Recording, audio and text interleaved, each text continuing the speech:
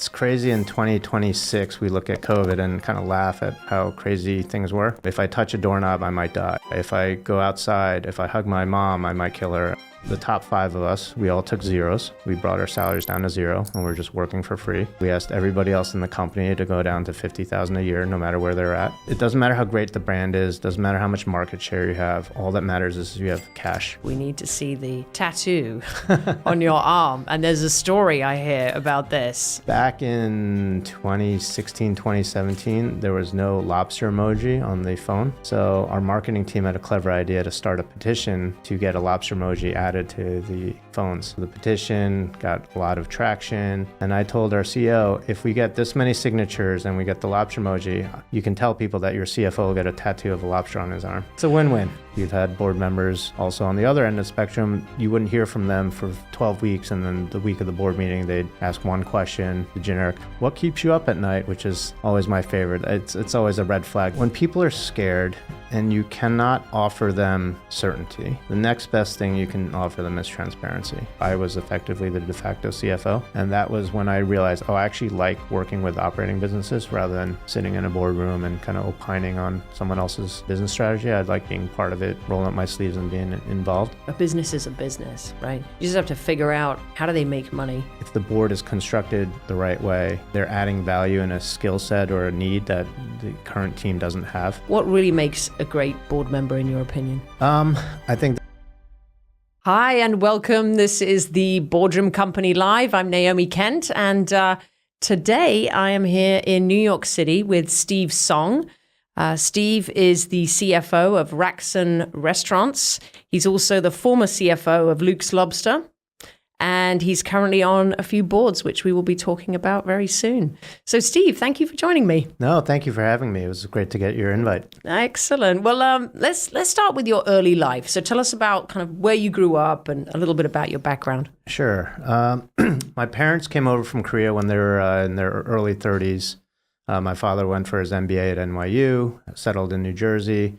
Myself and my sister were born there in the late 70s. So I had the chance to grow up in a nice affluent suburb in New Jersey. Did what every other Asian kid my age was doing, trying to A, do well in school, and B, assimilate. So it's an interesting story. The reason I have my name Steve Song was because when I was born at the hospital, the nurse told my parents it'd be easier for me to have an American name rather than a Korean name. So somehow my parents agreed, and that's how I was born, Stephen Andrew. Fantastic. Yeah. I love it. Oh, so Stephen Andrew is your middle name. And then, went through high school there, played sports like every other American kid, and then went to Columbia University in 97 and stayed in New York pretty much since then. Fantastic. And then you've been in New York since then, right? Yep. Wonderful. And so you tell us a bit about your kind of role at Luke's Lobster and kind of the career. How did you get there to the Luke's Lobster role? Yeah, so after I when I was graduating in Columbia, I did what everyone did, which was either go to law school, consulting, or investment banking. I chose investment banking. Was recruited into JP Morgan when they merged with Chase. This is back in 1996, so it was not as prestigious as it is today.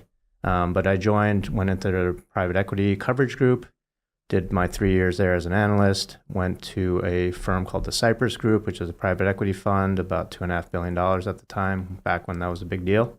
Did a few years there as an associate, went to a hedge fund called Magnetar, did private investments there. And after that, actually took some time off to travel right before the financial crisis. Where'd you go? Oh, everywhere. Traveled around the world, decided to go on a few big trips, mostly Southeast Asia, South America, Australia. I skipped Europe, thinking, and correctly so, that I can go there when I'm older. But when you're in your late 20s, you only have so many places that you can go when you're that age. And then came back into private equity. Joined a few boards there as both on the nonprofit side as well as on the for-profit side within my private equity firm. And then after a few years there, I decided I wanted to do something different and get out of finance, and met a colleague who introduced me to a colleague on a nonprofit board I was at. He introduced me to some colleagues who were running Luke's Lobster. So I met with them. They were looking for a CFO. I told him, I don't know anything about being a CFO. I don't know anything about restaurants. And he said, don't worry, you'll do fine. Just go meet with them. We hit it off, and then they offered me a role there, and I was their first CFO, and helped them, grow the business over 10 years. Fantastic. So your first CFO role and their first CFO. Yeah. I mean, it's a lot about fit, right? It's a lot about whether you gel well with a CEO. You have to work well with them, right? Yep. I think in my private equity roles, I was exposed to a lot of management teams, and the CFO, CEO, and the COO dynamic was always so critical. If those 3 or 4 people are not aligned, it really makes it hard to move the company forward. So as I was looking at opportunities, obviously company, industry, compensation are big factors. But I think at the end of the day, what really mattered to me was, can I work with this person? Can I trust them? Do they have my back? Do I have their back? And that understanding of this common values. And the way I like to think about it is it's almost like a Venn diagram. You don't need to be the exact same person, but you have to have enough in common, particularly around values and integrity and how you communicate with each other. I think that needs to be in common. And then on the fringes, you could have your own, nuances and differences. And did you gravitate toward the story, like the story of the business? Because I know that was set up quite well. It had been around for a little bit of time before you joined, right? Yeah, it was started in 2009. That being said, I joined in 2016, and candidly, I didn't know about them. It was not something I ate on a regular basis, and candidly, Luke's Lobster or any lobster roll concept back at the time was quite expensive for an average person. But when I got to know the product, got to know the experience, got to know the team, I just realized, this is so much more marketable than just seafood. So I really gravitated towards what they stood for, the brand, the sustainability, the ethos, and just the people running the business. And that was true for, my time there. Well, on the other hand, I did actually line up in 2009, lined up in the East Village, I think it was in, right? That's right. And I lived in the East Village at the time. So I remember we did that. And you and I were talking a bit about how New York has, they have fads, right, in food, and there's always something new. And this was definitely the new thing. Absolutely. At that time. And everyone wanted to try it. And yeah, if you had tried it and you had, lined up for an hour, you were the cool kid on the block, right? I joke around. There's only 2 types of people in the world: people who love Luke's Lobster and people who haven't had it before. Yeah, that's true. But once you have it, you seem to elevate towards a higher level of standing. When you eat unique foods in New York, or you got to the hot restaurant, or you've been to this place that everyone wants to get into. So I think in New York in particular, they just love that exclusivity. Yeah, and building a food restaurant business in New York must be tough, right? There's a lot of competition, but there's also a lot of people, right? A lot of foot traffic. So what was it like building that business over that time? Well, New York City was the original location, and back at that time in 2009, it also coincided with the rise of Instagram and people taking pictures of their food and showing other people what they're doing and eating. So that lent itself very well to our business, particularly around that demographic of millennials. So as we looked at New York City, it's not actually one market; it's thousands of little markets. Even being on one side of an avenue versus the other seemingly is a different territory. So we were pretty fluent in how to build in New York City. I think where we were learning was how to build in other cities, particularly suburbs or less populated, less densely populated areas. So that was a challenge because in 2009 to 2015, basically every location they put in place was great. So you feel like you have the Midas touch. And then after a certain point, you feel like everything should be great and, diminishing returns. So we went through a period of time where we were adding locations and doing the math and saying, this is great, except for they're not performing at the same level as some of the other ones. So we need to kind of recalibrate and rethink our strategy. And one of the thinking that I brought to the team was, if you look at the types of people that eat lobster rolls, generally that's not a staple food. So the analysis I took was, if you think of customers as water, drops of water, we don't necessarily need to be near big ponds or lakes of tons of people in captive groups. We need to be near rivers. where there's a constant flow of new people because they will try a lobster roll, but they're probably not going to come every week.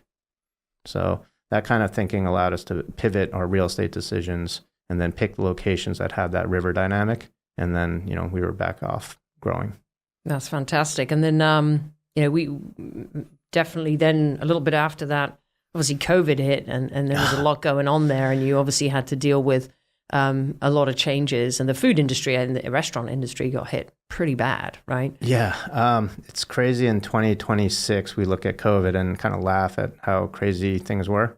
But if you put yourself back in that moment in March and February of 2020, you literally thought you were going to die. If I touch a doorknob, I might die. If I go outside, if I hug my mom, I might kill her.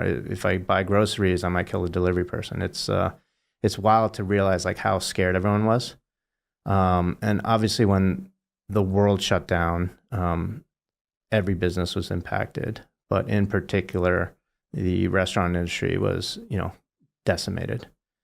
So between the high rents, the hundreds of people that you had to kind of still take care of, and all the supply chains that all of a sudden got halted, we rallied.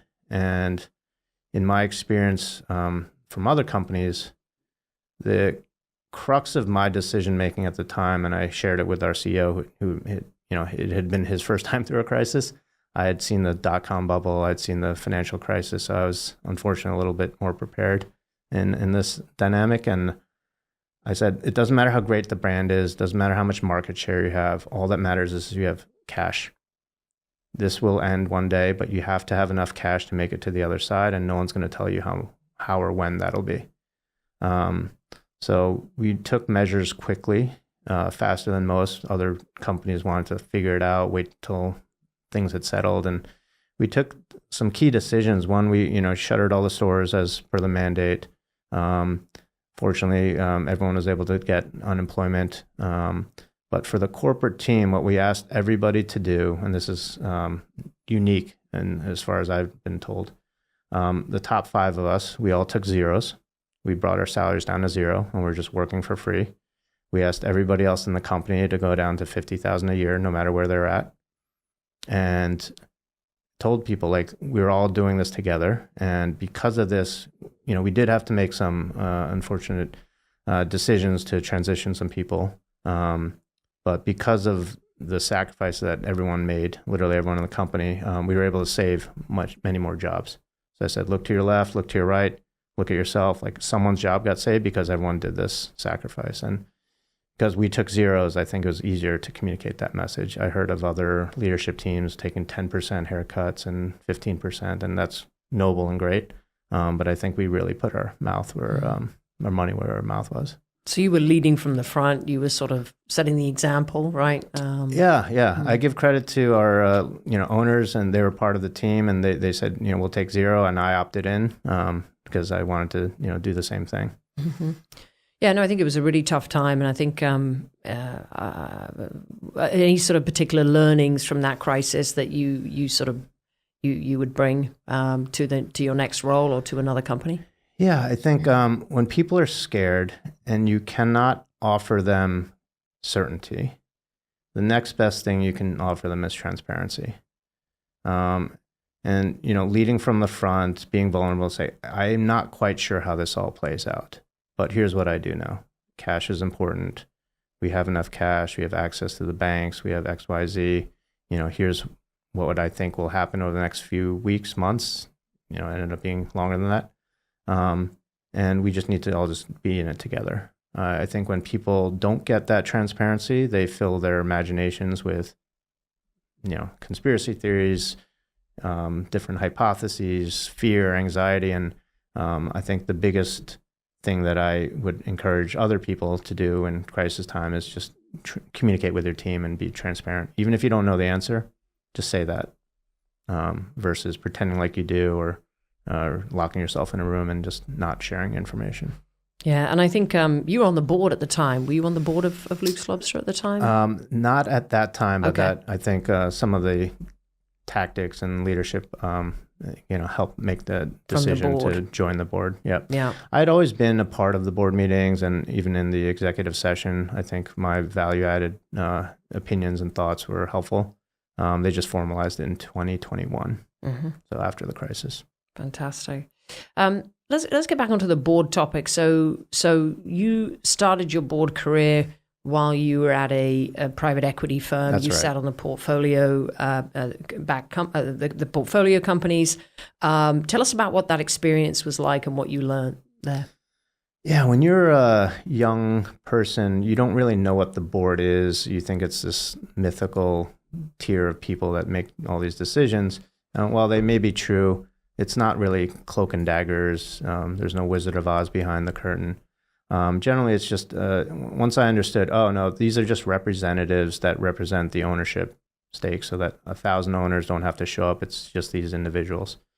And then when you actually talk to them, they're either super experienced, super insightful, or both. And then you just realize they're just trying their best to make good decisions on behalf of their fiduciary stakeholders, as well as for the company itself. I got exposed to that early on when I was at JP Morgan and my private equity firm, because we would just have to present to the boards or be a part of the board meetings. And then I got a lot more familiar with it. And with familiarity, you get more comfortable. And with comfort, you get to indulge in interjecting every once in a while or making a comment. And, I'll be honest, my first few comments were not well received, or people asking, who's this guy? Why is he talking? But at some point, you realize, okay, when is it my turn to talk? When should I be speaking? When should I not be speaking? And then eventually you get to enough experience where okay, this is a value-add comment and not just me trying to sound smart. And so today you sit on two boards, right? As a non-executive, right? Mm-hmm. You sit on Noodle Love, and is it called Checkmate? It's a Checkmate. Yeah. Yep. I'm an advisor to the board, particularly the CEO. Tell us about that company. Yeah, it's an interesting business. Early on, I met Vishal Agrawal when he was creating a mobile app for restaurants. So he was a brilliant guy, creating mobile apps back in 2016, 2017, when everyone was trying to have their mobile app. We didn't end up going forward with the mobile app or with Vishal, but then he pivoted the business to be an integrator between all these third-party delivery companies and the point-of-sale systems. So that was unheard of at the time. Well, I think there was a handful of businesses that were trying to do that. It just seemed to be the best one. So he launched that business, scaled it, raised money. As he was raising money, he and I kept in touch on my background in investing. He would have questions about term sheets and, fundraising process and investors. And I was always there to lend him some advice.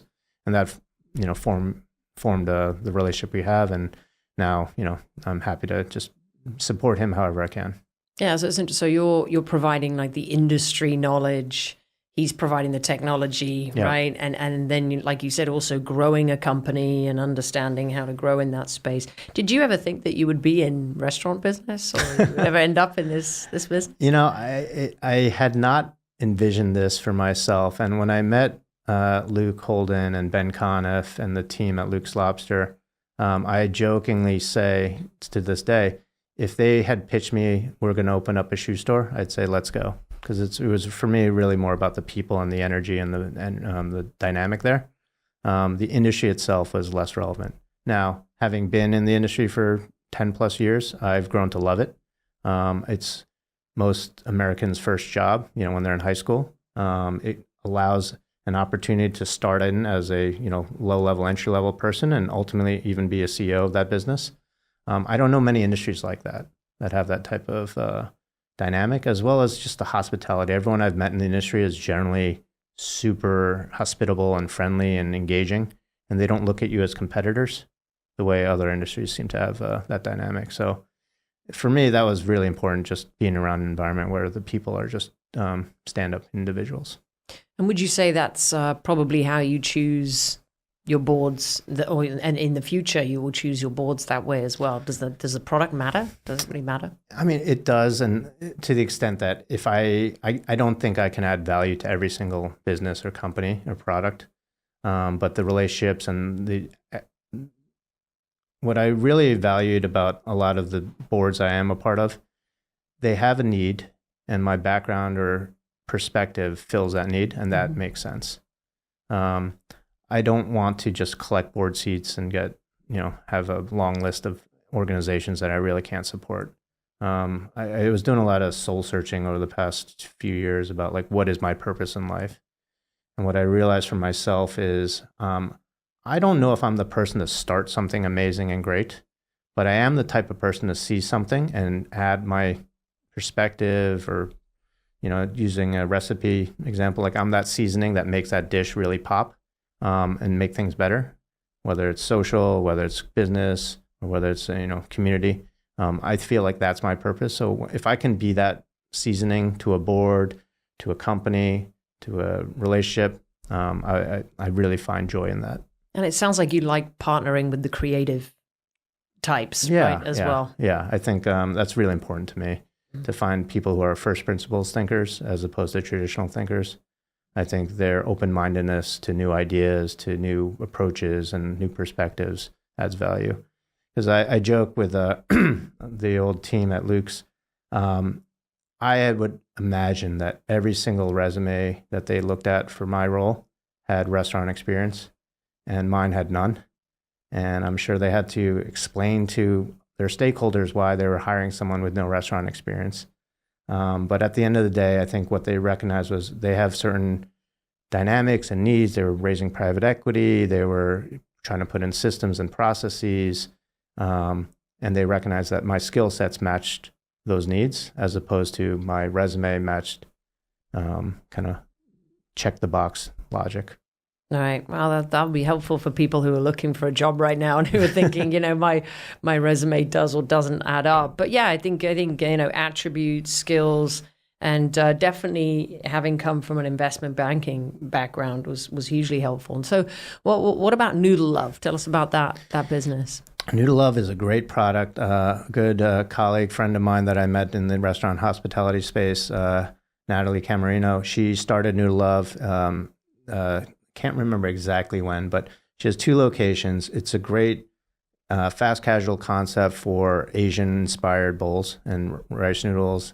It is such a good product, but I think the challenge is just awareness. It's a very crowded space in fast casual. It's a very crowded space in New York City.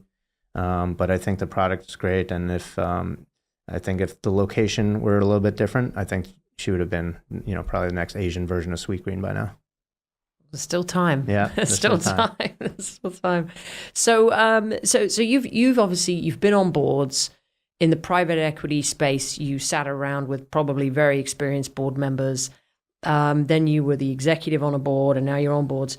What makes a really great board member? You touched on it earlier a little bit about kind of like just sort of looking at the situation and being able to see through the trees, and then the crisis, being able to work through a crisis. But what really makes a great board member in your opinion? I've had the benefit of working with a lot of different board members. Some of them were not so value add, and some of them are super value add. So having that range of perspectives has been helpful for my career as I try to be the value add. I think the first most important thing is someone who's engaged. If they engage to the level where they feel like they're an extension of the management team and the leadership team, I think that's a huge value add. I think, again, if the board is constructed the right way, they're adding value in a skill set or a need that the current team doesn't have. So they're supplementing or complementing the team, not necessarily doubling down. And I think just being willing to like leverage their own brand and their own relationships and their own insights to help support the company. I think those are huge. So we've had board members that would help negotiate leases because that's what they are very good at. We've had board members offer legal advice or connections to distributors or connections to customers. We've had board members also on the other end of the spectrum. You wouldn't hear from them for 12 weeks, and then the week of the board meeting, they'd ask one question, the generic, what keeps you up at night, which is always my favorite. It's always a red flag that people ask, and it tells me that they don't know what they're talking about. What keeps you up at night, that question? Yeah, it's such a generic it's like they went into a book, right? And they said, what question should I ask in the board meeting tomorrow, right? I found it.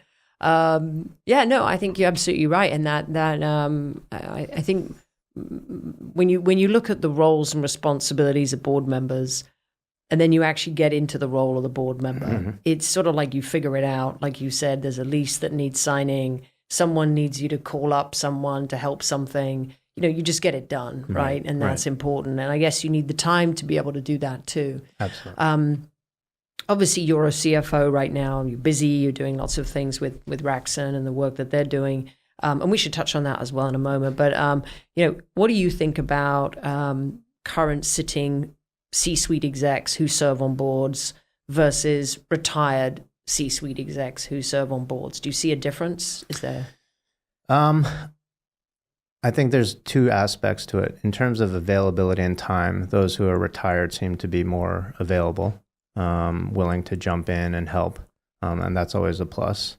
I think the counter to that is, depending on your needs, they may not, if they're retired, they may not be in the flow of everything. So a new technology emerges, a new system develops, a new dynamic in the industry. If they're too far removed from that, I think they're less value add. But I think hopefully they have enough self-awareness to recognize that and say, here's my perspective, but I may be out of touch. You should talk to XYZ and I'll give you that relationship, because that person will know what I'm ignorant on. So I think that's the best possible scenario. So sort of connecting you with the experts, basically their relationships, right? Exactly. At this point, they're leveraging a lot of what their relationships are. So let's talk a little bit about PE-backed companies, right? And working for them.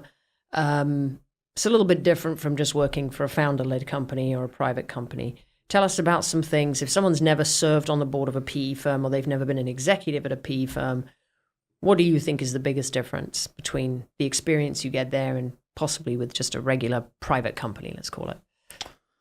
Yeah, I think it's a great question. And I've actually found that when I was in between jobs and looking for roles, I think private equity-backed companies had found more value in someone like me. And I think that's because I have their playbook and I understand how their expectations and how they appreciate information formatted and delivered in the right way. But for a new person that's less involved in that world, I think the accountability is going to be exceptionally high. In a lot of companies, you can tell someone, yeah, I'll do this, and just not do this, and there'll be no follow-up and they'll forget. That generally doesn't happen with private equity. They'll say, well, you reported that you were going to do this initiative and spend this much. Where are we on that? How are we tracking towards that? The general thesis is like, say what you're going to do and do what you're going to say. And that's just at a much higher level with a private equity-backed entity than it is with a mom and pop organization or a family business or founder-run business. And not to say that those businesses couldn't operate that way. I just don't think they often do. And with the private equity backers, they generally recognize I'm not going to be as valuable on strategy in terms of like marketing or new product launches, but there will be value added on structure and consistency and reporting. So I think that brings a lot of discipline to an organization. Provided that there's the right balance between giving executives enough time to do their job versus reporting on what they did. So I think that balance is always interesting to navigate, because in any spectrum, everyone thinks they're at the ideal middle, but your middle might be different than my middle, and then who's going to budge. A lot of private equity firms, they don't actually bring in independent directors, right? It's just the team from the PE firm, and then others do bring independents in. What's been your experience with working with independents, if you've been around them? I think the independents are the most value add, with all due respect to the private equity partners. But the independents are the ones that have the industry experience, the industry relationships. Yes, I've seen organizations where the board is just constituted of, the private equity individuals, but most of the ones I've been involved with are actually bringing on an independent within the industry or an adjacent industry that we're trying to get into. And I think that's been hugely successful. And they actually tout that these days, the private equity firms, because they realize capital is a commodity and being nice to management teams is also a commodity. But if you can say, I have XYZ to bring to the table, they would be a great mentor to you as the founder CEO, or they'd be a great supplement to, help the management team. I think that's a differentiator, and they're definitely leveraging those relationships.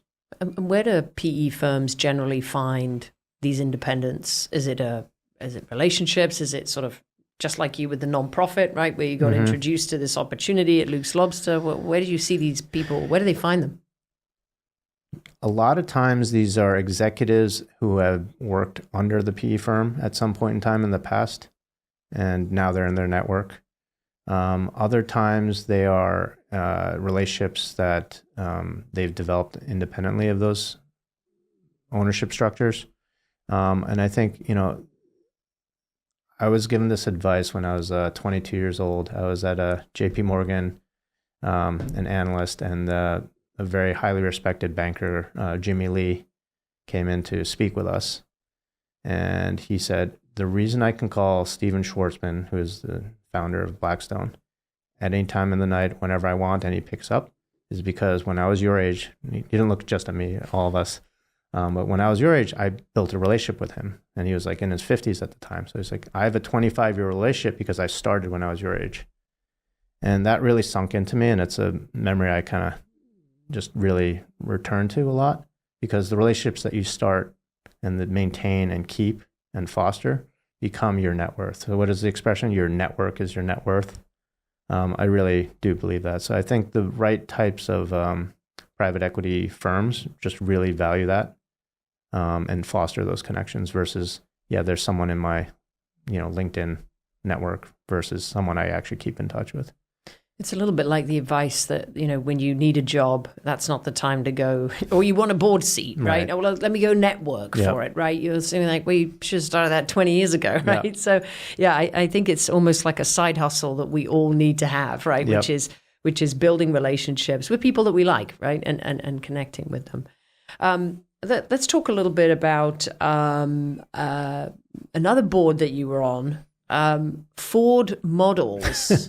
So I knew you were going to ask that. We got the restaurants, we got the food. I get it. That all lines up. How did you get on the board of Ford Models, and what was that like? Yeah, I wish there were more juicy stories on this one, but the investment firm that I was at had the predecessor team had made that investment as a business services talent agency, specialty recruiting type of business.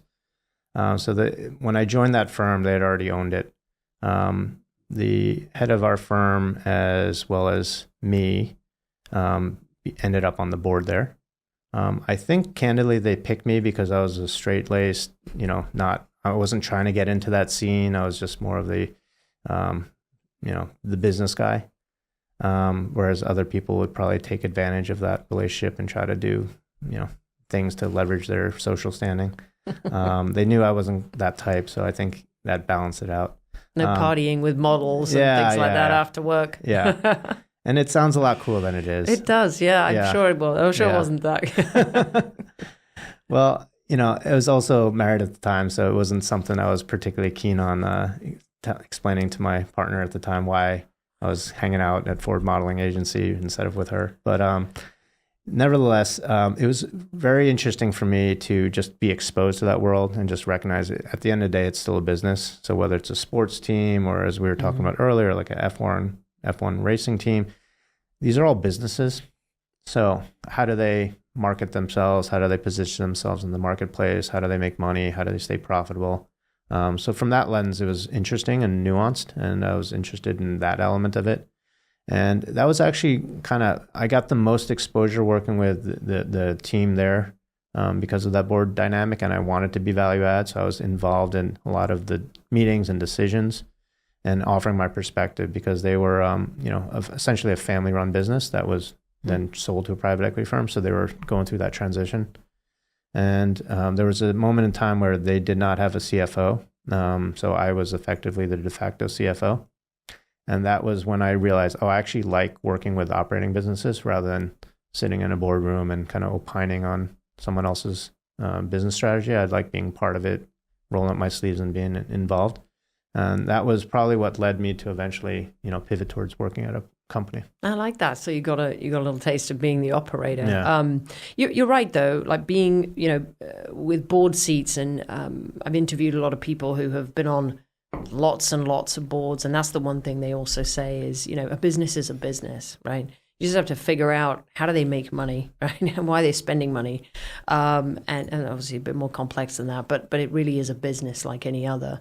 And so I think at this point you'll be pivoting. I'm sure. Well, you're already in check. It's a checkmate and all these other things, but certainly pivoting more into other types of boards as well.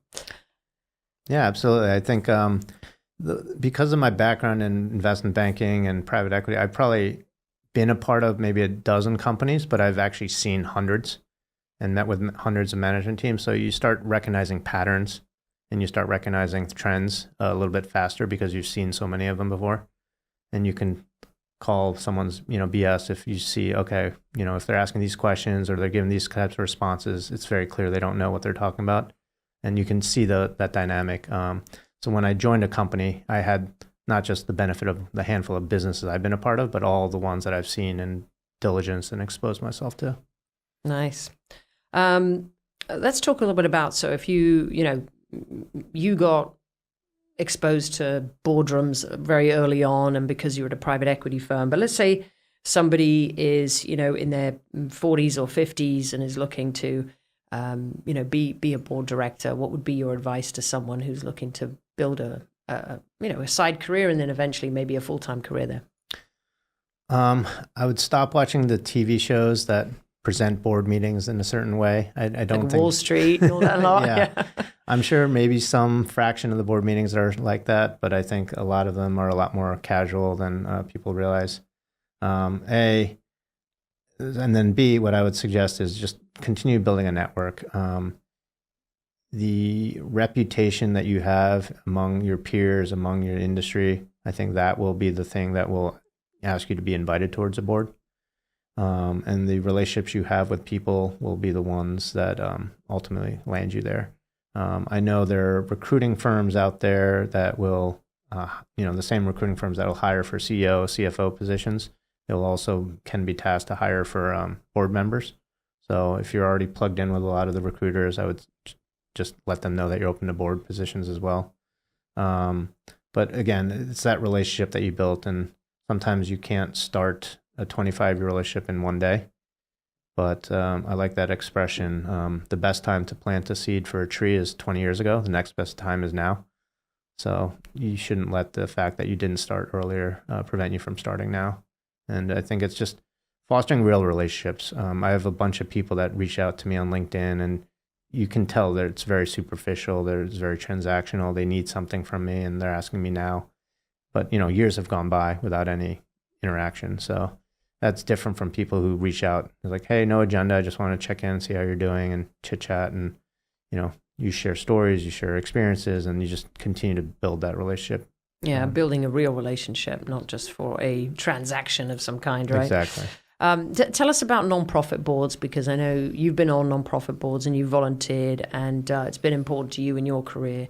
Tell us a bit about that. What organizations were you involved in? What the experience was like? Yeah, since I was younger and in investment banking, on weekends I would help at New York Cares. It was a way for me to help out. I decided that my time, picking up trash or helping paint a wall that has graffiti on it, that was fine, but I wanted to make a larger impact. A colleague of mine, he was older, he was involved in a group called Youth Inc. And what Youth Inc. is a nonprofit for nonprofits. So they help young, burgeoning nonprofits institutionalize, formalize, recruit board members. So they had an event where I would meet a bunch of, it's almost like speed dating, a bunch of different nonprofits across New York City. They were all looking for people like me who want to get involved. There was one I met called Minds Matter of New York. And I said, this is the only one I want to be a part of. They said, well, they're not looking for anybody. I said, well, let me just meet them. And if they don't like me, they don't like me. But so we met them, hit it off, realized that there was a lot of value add there. started there. And again, my mantra is always like, get engaged, get involved, do the work. Whereas a lot of my other board members at the time, they were just kind of like, on their phones, not engaged, not attending meetings. So it was very easy to differentiate my engagement versus their lack of. So then after a year, they asked me to be the chair of the board. And then I served on that for another 7 years and, helped guide the organization the best way we could. And then we handed it off to a more professional board who had been there, done that, raised a lot more money than I could. And the organization is doing amazing things right now. And it's probably 10x what it was when I left. Chairing a board is very different from serving on a board, right? That's not the same at all. Yeah. How did you enjoy that role? Were there challenges or fun parts to it? I reluctantly didn't want the role. I was reluctant to take it. Candidly, he said, I already asked 6 other people, you're number 7. So I said, okay, fine. I will save you from this. So I took the role, and it gave me an opportunity to be a little bit more of a leader. And being on a board, you're more of a participant. And I think the leadership element of my career was something I gravitated towards. So it gave me an opportunity to step up in a way and recognize that leadership is not just a title or a responsibility. It's more of like seeing that there's a vacuum of something and stepping into that vacuum. So it really honed my awareness of what leaders do.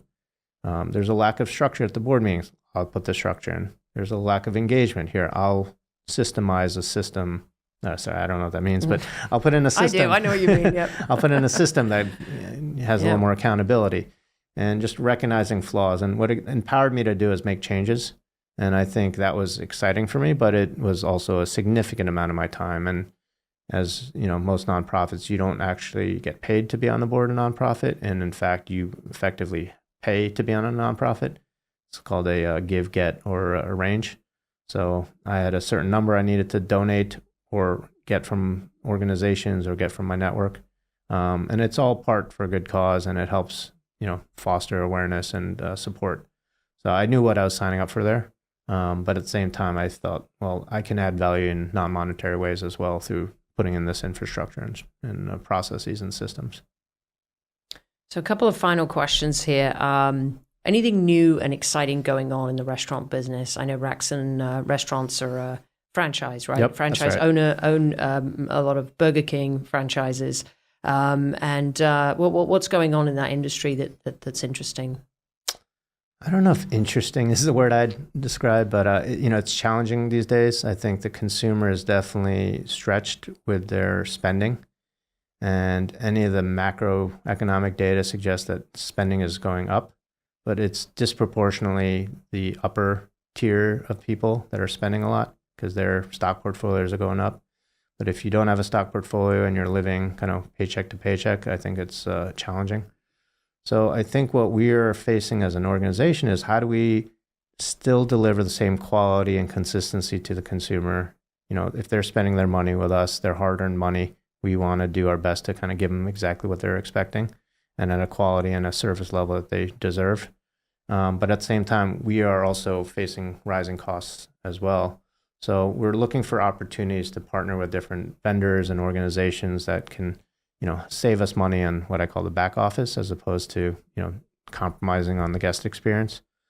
So I recently met up with an organization, a company called With Coverage. They're a corporate insurance broker, but they leverage technology. And I know everyone is AI enhanced, but this one seems to really leverage it the right way. Not only are they able to kind of like process all our documents and review our coverages and put it in an interface that's helpful for us, they save us a ton of money. So we just got off a call with them today, actually, and we're going to have a massive windfall of savings. And we'll still get the same amount of coverage. No one's exposed, but it'll be for a much lower price. And it's a win-win for us, them. It's just a great service. And I know they're growing. They just raised some money. So hopefully they get to a point where, it's everyone knows about them. So it's about being efficient and using technology in other ways, right, to help you run your business. Yeah, I think you want to find ways to maintain your level of quality without spending as much. The traditional way of thinking is, just do more with more, but there are smart ways to do more with less. Okay, final question, Steve. So the camera's over here. We need to see the tattoo on your arm. And there's a story I hear about this. Okay, Yeah. Can we all see that? Yes. So I know I don't look like a traditional CFO for whatever that means. I have a few tattoos, but this arm was clean at the time. Back in 2016, 2017, there was no Lobster emoji on the phone. So our marketing team had a clever idea to start a petition to get a Lobster emoji added to the phones. So the petition got a lot of traction. It started to get, our senators of Maine signed it, and they started publicizing it. And I told our CEO, if we get this many signatures and we get the Lobster emoji, you can tell people that your CFO will get a tattoo of a lobster on his arm. Now, I don't know what people think a CFO looks like, but probably not a tattooed person. So I think it got a little more popular than what the reality was. But we have ultimately got the petition, we got the lobster emoji, and I got my tattoo. So you lost the bet or you won the bet? No, I won the bet. I think you won it. Yeah. You won. It's a win-win. I love it. Yeah. I love it. So I didn't know you had to petition to get an emoji on the phone. I don't know if the petition actually did anything. You can petition for whatever you want these days. But I do think we were one of many new emojis that got rolled out, including the rainbow poop emoji. So I'm not saying that we were special, but we were part of that edition. Nice. Well, listen, Steve, this has been really interesting conversation. I love all these stories. I think it's been really valuable as well for people to hear. Any sort of final words you want to share? No, just reiterating that, the most important thing is relationships. And, you never know which relationship will foster the next job, the next board seat, the next whatever. And I think having that genuineness to it will make it resonate versus making it so superficial or transactional. Absolutely. Well, Steve, thank you very much for joining me. And thank you, everybody here, for joining me as well. Have a great afternoon, a great weekend. Thank you. Thank you, everybody. Thanks.